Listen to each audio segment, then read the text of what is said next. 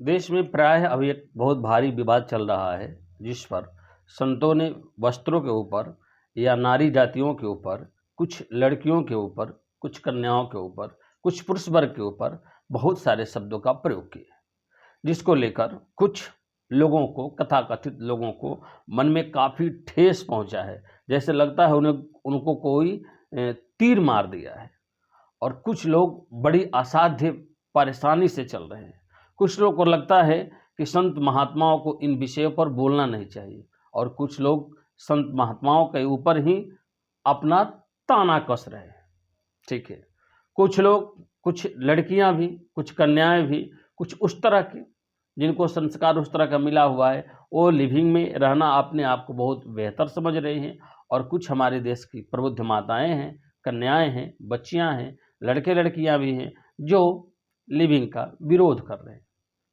अब सच्चाई को यहाँ समझना है, और सच्चाई को समझकर आज इस वीडियो में मैं आपको कुछ बताने के लिए जा रहा हूँ। कुछ पढ़े लिखे लोग भी इस पर विवाद उठा रहे हैं।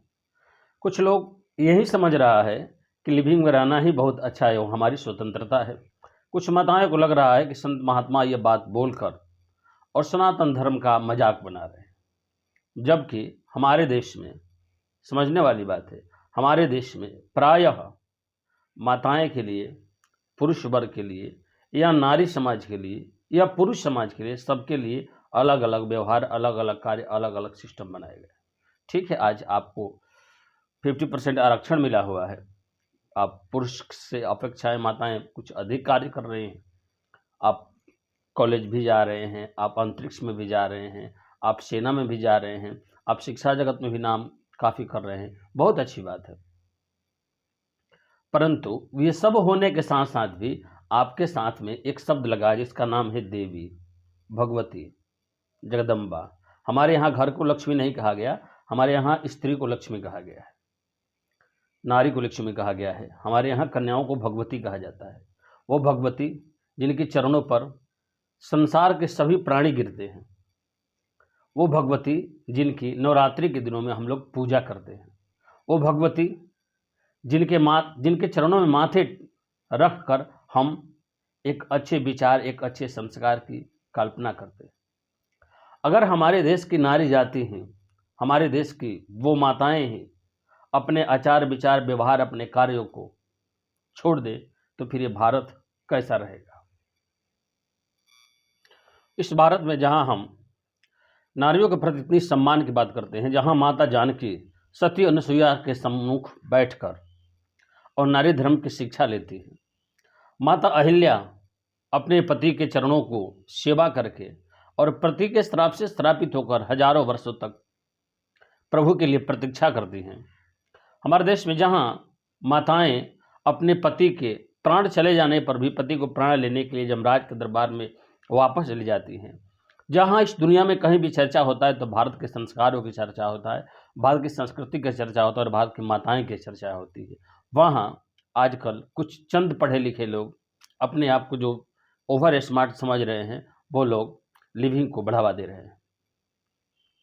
साथ ही हाफ पैंट, हाफ जींस, छोटे छोटे वस्त्र, अंग प्रदर्शन, रील पर अश्लील बातें, चित्र का ऐसा चित्रण हो रहा है, चित्र ऐसा ऐसा दिखाया जा रहा है कि जिसको कहने में भी शर्म आ रहा है, और हम कह रहे हैं कि हम एडवांस होते जा रहे हैं, हम बहुत आगे की ओर तरक्की करते जा रहे हैं। अगर तरक्की करना है तो अपने सिद्धांत, अपने संस्कार, अपने सद्विचार में भी रहकर हम किया जा सकता है, और लोग कर रहे थे।